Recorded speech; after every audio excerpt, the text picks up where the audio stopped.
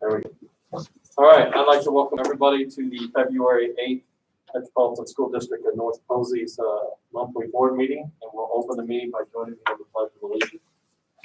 I pledge allegiance to the flag of the United States of America and to the republic for which it stands, one nation, under God, indivisible, with liberty and justice for all.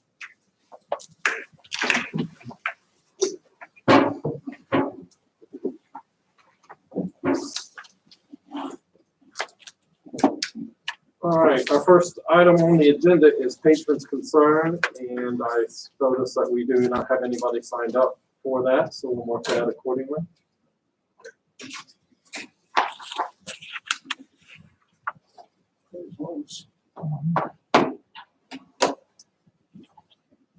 Next item on the agenda is the approval of the minutes, claim docket, and consent items that were previously sent to you. Entertain a motion to approve them. Make a motion to approve the consent items as presented. Second. So the motion by Mr. Oakley and seconded by Mr. Schmidt to approve the consent items, claim docket, and minutes as presented. Any comments or questions regarding those? Mr. President, I would like to just announce the 3 retirements of teachers that we have and recognize their years of service with us. First off is Mrs. Butler. She's retiring from the physical education teaching position at North Elementary and South Terrace after 34 years. Also, Mr. Kuhn here at the high school is retiring from social studies position after teaching for 39 years. And Mr. Tim Teal, retirement from elementary teaching position at North Elementary after 36 years as an educator, 24 of those here at North Posey. So we want to recognize those individuals and what they have done for, and I know several of you probably even had them as your teachers. And so, but just we want to, that's a lot of experience that we're going to be losing this year. We want to wish them best as they move into the next phase of their life. So. Absolutely. Well said in that regard, and we do want to wish them all a great retirement and appreciate their years of service accordingly. Any other comments or questions?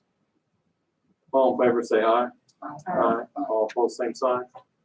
The motion carries 5-0. New business. Okay, new business. This evening we have Mr. Scott Stefanago from the Stefanago Group with us, and you've had a proposal in your packet for this month, and Scott is with us this evening to kind of explain what he does. His organization mainly works as the clerk of the works, and what this mainly does is this is the individual who more or less oversees our projects when we have projects coming up. So for example, when we have the larger bonding issues, or if we're sending out a bid for an HVAC system or something like that, Scott helps to kind of be our eyes. You usually don't want the architects, because architects is like putting the fox in charge of the chicken house. You want someone who's knowledgeable. I think Dr. Camp has done that in the past for you. And the other thing that Scott does is he brings the expertise to the table to know as far as our bids, what do we need to think through our future growth. If there are any issues that come up, he's the one that kind of goes to the architect and says, how are you going to fix it? As we've kind of learned in this last bomb, there are a few issues that we're still trying to clean up, but he ends up costing the district some extra money, and when we're trying to clean those up, whereas he can kind of catch those things up front. This agreement, more or less, is just, it's not paying him anything at this point in time. It's more or less as we get into those projects and stuff, that's where Scott begins to work with us. So like the next bond that comes up in 2024, he would be very instrumental in that process. He's also familiar with the different architects, the different contractors in the area. He understands to some extent what to look for, because some contractors, there's certain elements they try to maybe cut some corners on, and Scott's able to kind of know that because of working in the area for so long. I had the privilege of working with Scott when I was at South Gibson at Fort Branch. He's done a phenomenal job with me over there and stuff, and has done a lot of work with South Gibson. He also brings with him a lot of knowledge about schools. He actually oversees the Jasper School Corporation's facilities and things. And so Scott, I'm just going to turn it over to you, see if you've got anything else you want to add. So, sure, you care about taking my mask off, okay? I could hand out some information about my company if you would like to see some. Angela, this is Angela Burton. She's been with me since day one, 20 years. Does anyone really know what the clerk of the works terminology is? Okay, and where it came from? It was derived in the United Kingdom in the 1800s, where the monks employed qualified craftsmen to build their churches and temples and such. So that over time, that experience, they employed qualified craftsmen that actually has hands-on experience in the field, construction knowledge, and it was so successful that it's been building. And they, over in the United Kingdom, and throughout the United Kingdom, they employ clerk of the works for public projects. So it's been a big proponent in successful projects done right, and that's basically what a true clerk of the works is. It's that having that person with the knowledge and actually hands-on field experience that knows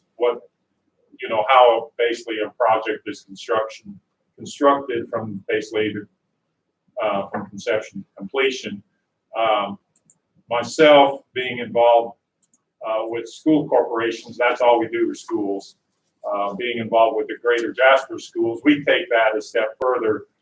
We know what the challenges of maintaining a school is, what the owner is faced with on a daily basis, trying to maintain carpet, HVAC equipment, life safety systems. We know what it takes. So when we enter into a project with the owner, we like to be hired before the architect, because as Mr. Galvin said, there's some architects that are better at mechanical systems, or some architects that may be better at brand new schools, or some architects that may be better at civil and site work. So we can help handpick that architect for that specific scope of work and that specific project that the owner is entering into. So once we bring on board an architect with the owner, we make certain that the owner's wishes, the owner's program is implemented into the bid documents that the contractor will be following during the construction of the project. So we work with the architect on developing the plans and specifications. We make certain that the equipment, the materials that are specified in those documents are materials that have long-term longevity to them. They're cost-effective, they're energy efficient. We won't recommend a specialized piece of mechanical equipment that no one in the area can service it. We look at the owner's experienced tradesmen, contractors, vendors that can work on equipment, and we look at that, and we want somebody we want a piece of equipment that the local people can service and manage without having to go to Indianapolis or someplace like that, bring somebody in. And same way with floor covering, we want to make certain what's in the specifications is something that the owner can easily maintain. It's going to last a long time. Other things we do up front with the owners help them obtain rebates for all kinds of energy efficiency type of rebates that are offered by your local utilities.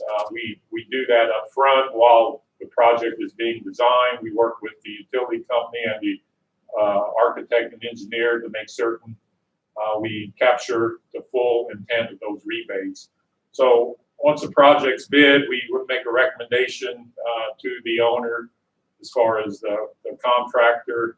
We do our due diligence researching the contractor, then the project's awarded, and we're on site making certain that the contractors are performing the work as per the plans and specifications. So once the work is completed, the project's completed, we don't go away, we're there. We do all the punch lists for the closeout documents. We make certain that the owner is being trained, all the warranties are correct and received by the owner. We help and assist with owner occupancy, especially testing that has to be done as far as life safety testing, fire alarm systems, elevators, what have it. We follow through with the state inspectors on all that types of testing and inspections that's often overlooked by architects and contractors. So I don't mean to keep going on, but that's in a nutshell. That's basically what we do. For Jasper Schools, we do manage all their facilities. We have for like the last 10 years, and we know what it takes to make sure the school can run efficiently. And we're always looking for new ideas, new ways to improve the school and the sustainability and the cost effectiveness of the project. Ansley, do you have any other things you may add? Well, I think you're gonna Yeah. But in a nutshell, we do a lot more than that. But in a nutshell, that's the majority of what we do. We've been asked to do other projects. We only do school projects because we have a passion for schools. Just because we see the excitement of the staff and students when a project's completed, no matter what it is. They say, hey, this is cool, and we see them using it. We see it built as it was intended to be built. So that excites us and makes us even want to do a better job at the next one and continue to improve. We do hold people accountable. We do hold contractors accountable as well as the architect. There's a lot of times where I'm just going to be upfront. The architect a lot of times don't like to see us on board because it's somebody watching over their shoulder.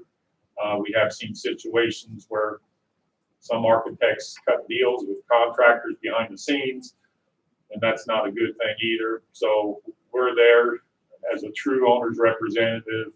We're the eyes and the ears and the voice of the owner, and we expect everyone to be accountable. So our agreement, should we enter into that as recommended, then it's not a cost, annual cost. It's only a cost as we use it, right? We charge an hourly rate, and there's a lot of construction firms, project managers out there that they'll charge a percentage. I don't do that, and the reasons I do not do that are a couple of reasons. It's number one, you could get into a really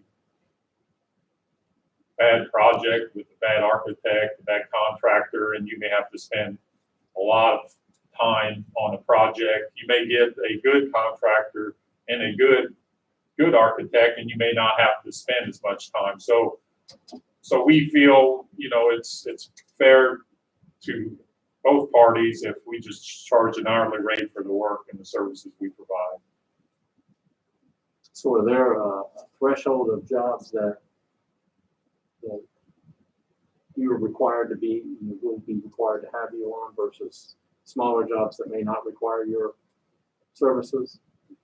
Every job is different. The scope of work for every job is different. You're exactly right. There may be some small projects where you may want us just to help develop an RFP and maybe look at the initial architectural engineering drawings to make certain something's not missed, maybe help approve and look at the scope of the work, approve the contractor, and maybe have a pre-installation meeting and maybe be on site when we think that there's critical work that's going to be done, to review that work while it's being installed, because not so much on smaller projects, but on the bigger projects, there's a lot of things that get covered up in one day, in 1 week, in 1 month that should be looked at to make certain things are constructed and installed properly. But to your point, every project requires a different, I guess, detail of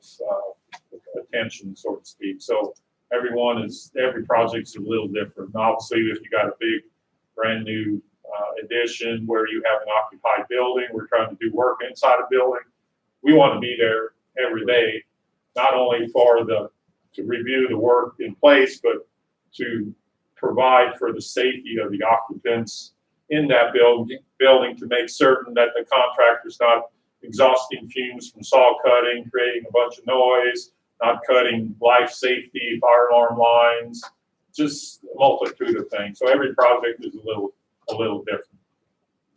You would work hand in hand with Mr. Galvin then, and he'd be like go between for this, or you would just turn it over to you and you do it. We would collaborate with Mr. Galvin, excuse me. We would work for the school corporation, and we would be the true owner's representative. Anything that the architects would do would basically be funneled through us. We would be the mouthpiece for the school corporation. Now, you may not like what we have to say sometimes because we're upfront and honest. You know, if we're on a project and say, hey, you know, we think the architect missed this. We think that's some added cost to the contractor, or maybe the architect had an error in the mission. We think the architect should pay part of this cost. But ultimately, we report to Mr. Galvin under his direction. So one of the things I ran into up there was we had a project that went really bad. It was a $10 million bond. And when I sat down with the contractor, with my architect, the architect did work with the same contractor in other districts around the state.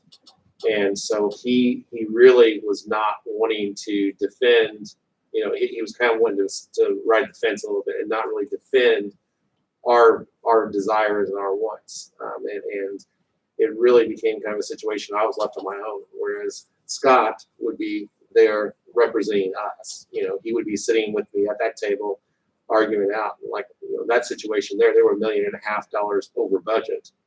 And they were wanting to cut a bunch of projects that were very visible to the community that we'd already promised the community that we were going to get. And so, you know, the architect wanted to kind of be, well, you know, let's just kind of work together and see if we can. And I was kind of like, no, this is what you're going to give us, or else. And that, you know, got a tense situation there. And my board members were not happy with our architect after that because of them kind of siding more so with the contractor than siding with us. We were painful. So.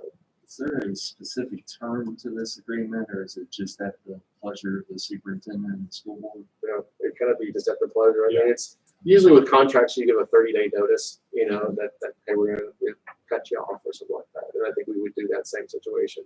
And As I was joking with Scott, I know Tim Armstrong very well over South Gibson. I've worked with him for a long time. Tim is extremely tight. And if Tim's willing to go with Scott, then I feel like that's a good financial step for us. So. see, another thing is, yes, we work for an hourly rate, but when we enter into a project, we can put a time and material rate on it not to exceed. So we get into a large project. Once the scope is defined and we know exactly what the scope is, we can put a total rate or a total price not to exceed on, you know, input that into the budget. So, you know, we're just not going without any type of budget amount, but we do that.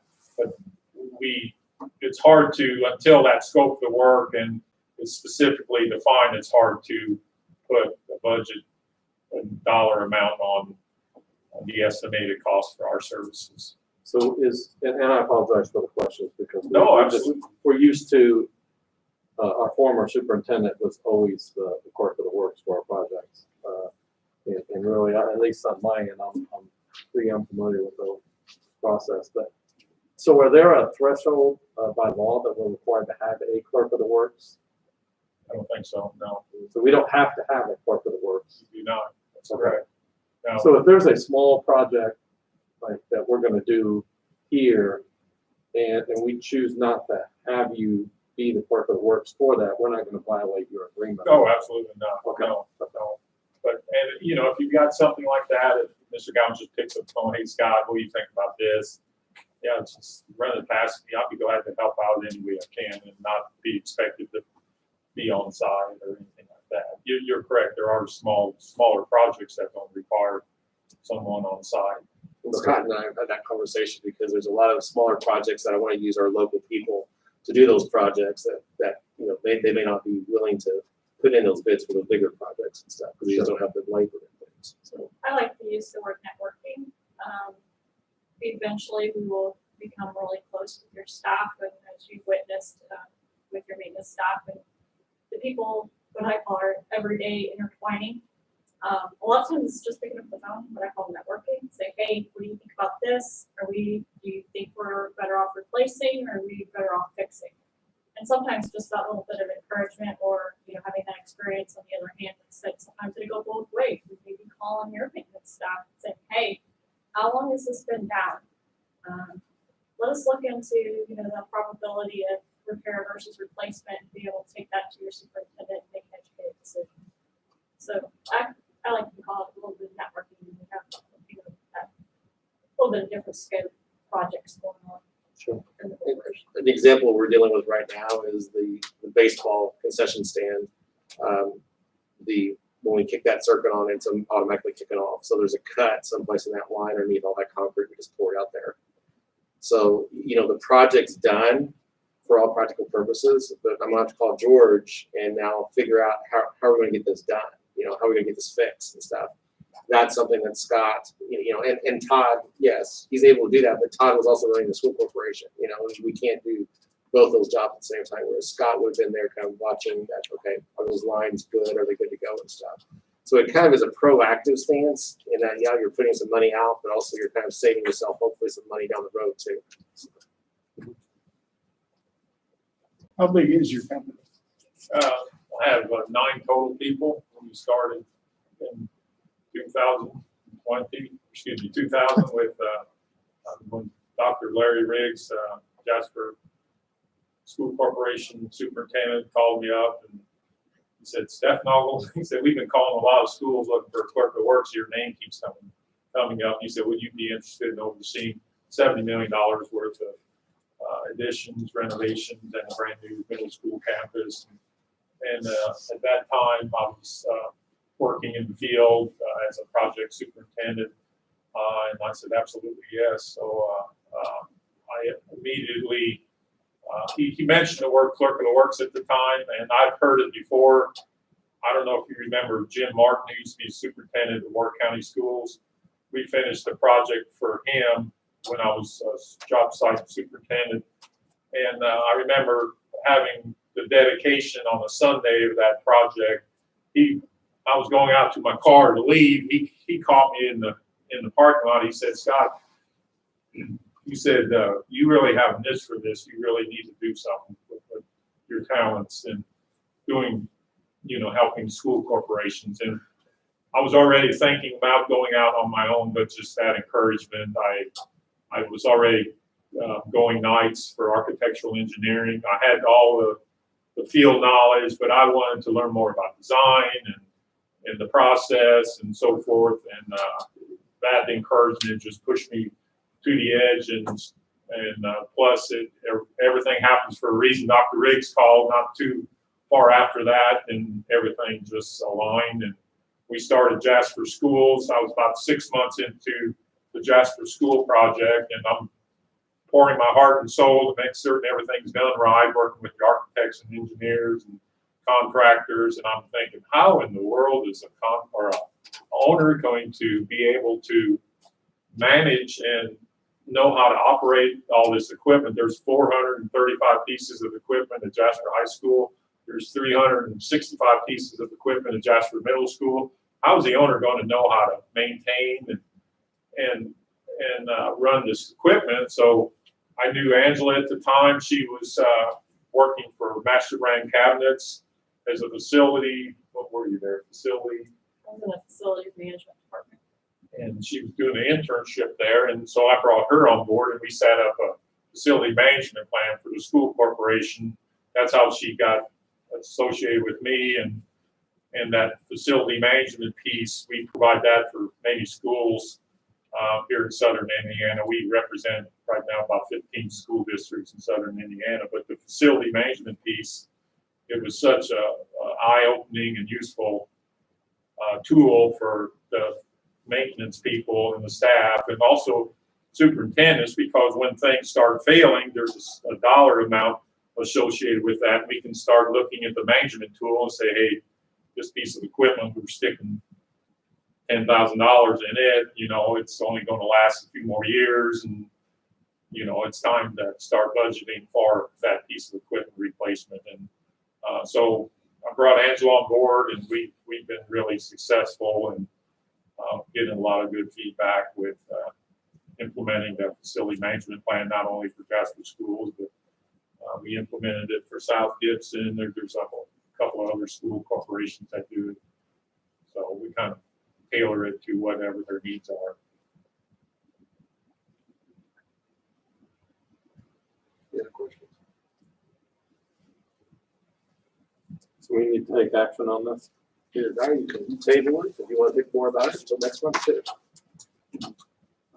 I'll entertain a motion to approve the request to use Steph Noggle Group as the principal clerk of the works for us. I'll make that motion. Second, Second. so a motion by Mr. Colley and seconded by Mr. Schmidt. Any comments or questions? All in favor, say aye. I just had a question for Mr. Galvin. I mean, this would relieve you of having to be out at the site, everything Right. like that. You would be more running the school and doing your job and everything. You know, like I said, they bring in expertise.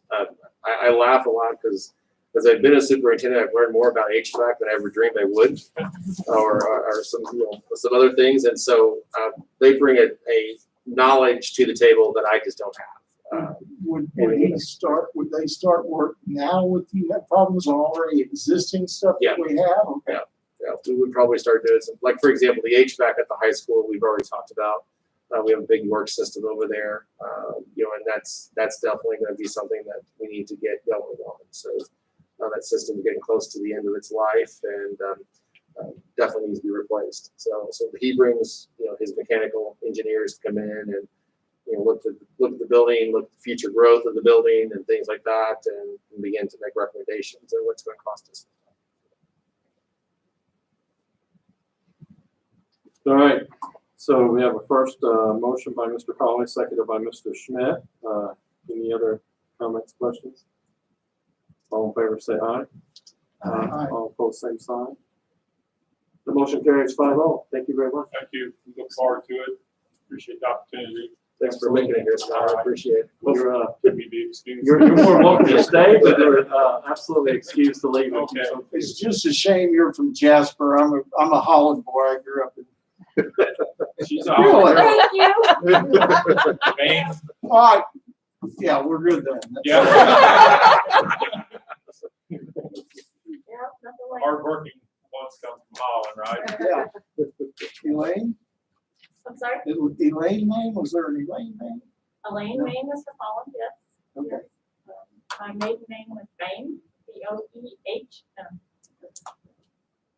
Randy in Virginia. I haven't been there All right. 45 years. There is a couple collies that lived Yeah. in the corner there, right across from the medical center. I think Elaine Main is mine. I I went to USI. She was my track cross country coach. She was like assistant AD or something. wasn't she? Yeah. Yep. She was at USI when I was. Good woman. Thank you. Thank you, everyone. Thank you. Thanks, Scott. Appreciate it.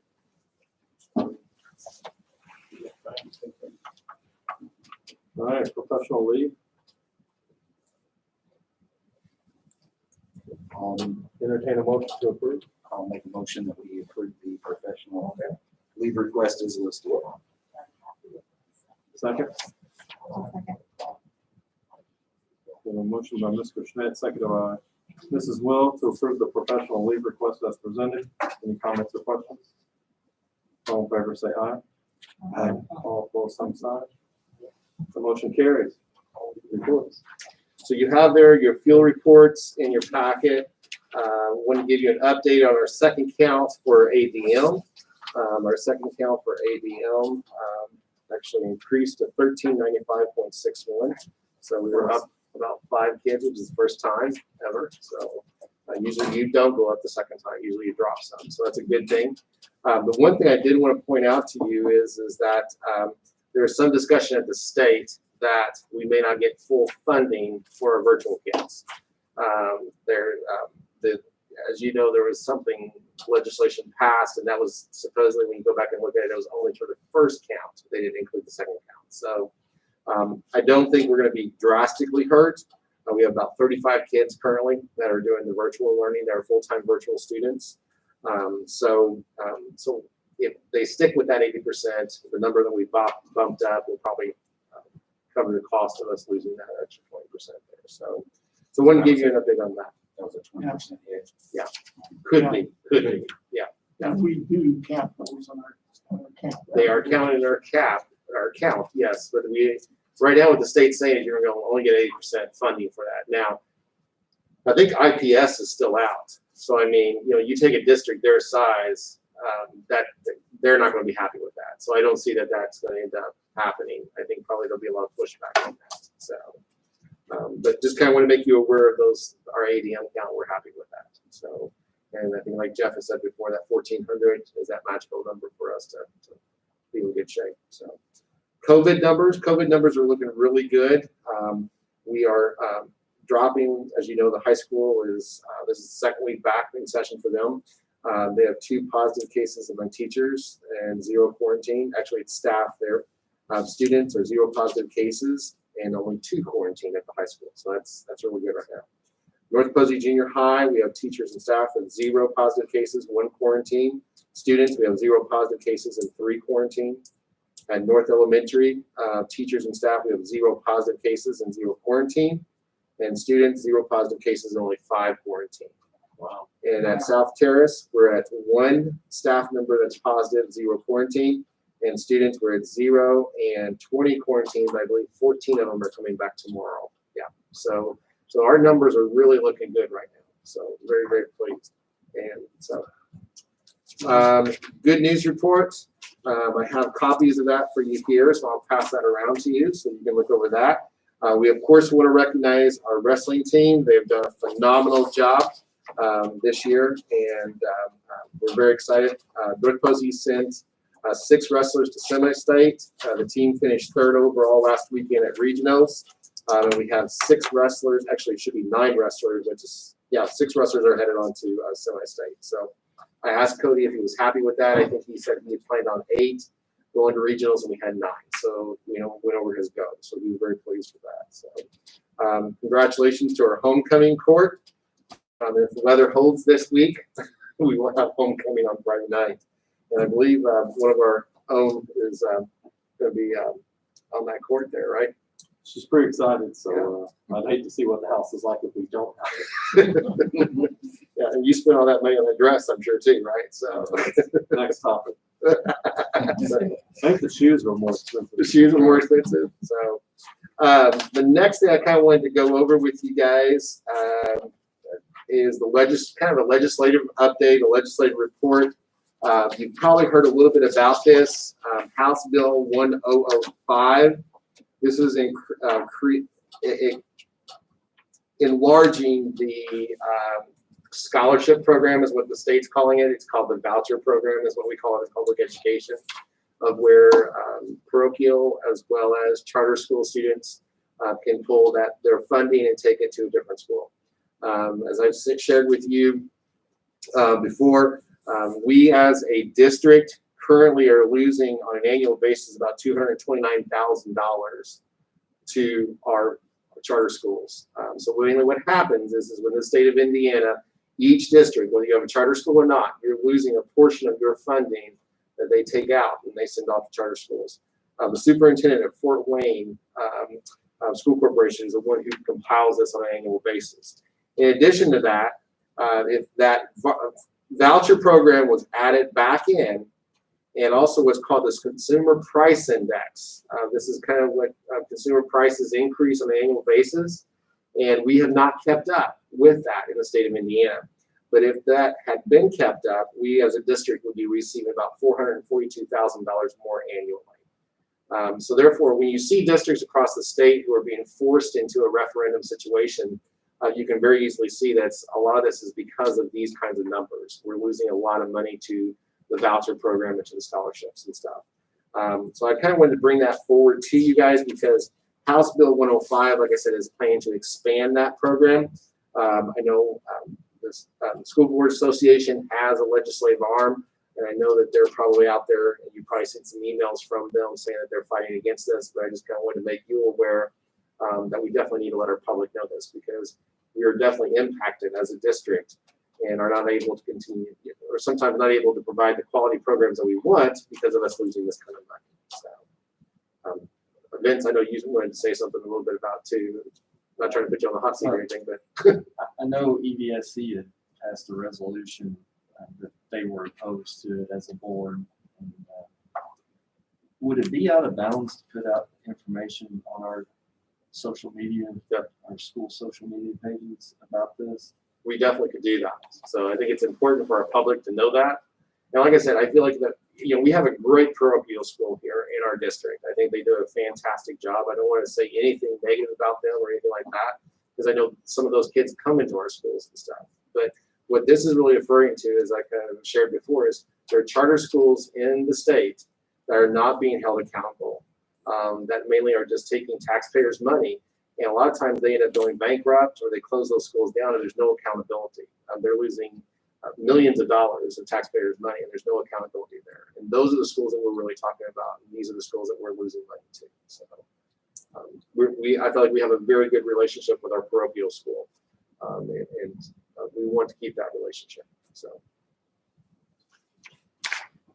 anything else? We work on that. Thank you, guys. So I was gonna say, is it out of bounds for us to adopt a resolution to support or oppose that? We could definitely ask. I'm sure Indiana School Board Association would be willing to send us something or a resolution. We could To take a formal action? Yep. So we could definitely do that. Okay. That's all I have on the reports. All right. Anybody else have anything for the good of the cause? The only other thing I want to remind everybody, executive session, February 18th, next Thursday at 4:30. We'll be at central office. And that's working with Dr. Balch again on our strategic plan. Central office, right, Amy? And he was very, very excited about the great work that you guys did last time. He really, truly enjoyed working with you guys. And I will email out to you what he has provided back to us so that you can kind of review that ahead of time. Write down any thoughts. Excellent. The one thing I see is I know everybody's doing a really good job at pushing information out. I just think that the more that we can put an effort and focus on and getting that information out to the non-school community and what they could understand, the better we would be. Because we're doing some fabulous things here, and we have a lot of good things going on. Just looking at the STEM in the elementary schools, and I just think sometimes we get into that trap where we just kind of market it and focus it on our school community. And if you're not part of that building, it's hard for you to consume it. Yep. And we really want to get that message out. One of the things, I'm glad you brought that up, Jeff. One of the things I'm working on right now is a community newsletter that will go out that kind of highlights a lot of those different things. And what I usually try to do is do those on a quarterly basis to kind of get those pushed out to the community. So, just kind of like what Larry was saying earlier with New Harmony, if there's places that we can put those kind of back down at the diner there in New Harmony that our community can pick up that may not be connected into social media, we definitely want those individuals to be aware of what's happening in our schools. So, because research has shown that the number of people that are personally connected to schools is actually dropping. And we want them to know what are their taxpayer dollars going towards. So. There's and unfortunately there's a tremendous amount of industry in the southern part of the county. If we can make some connections with people there that we can get this too, there may be some aha moments when they read it to say, hey, our company could help in this regard, or we'd love to participate and start making connections. Anybody else have anything? All right, we will entertain a motion to adjourn then. I'll make a motion to adjourn. Second? So we have a motion by Mrs. Will, seconded by Mr. Schmidt to adjourn. We so are adjourned. Thank you. Come here again next week.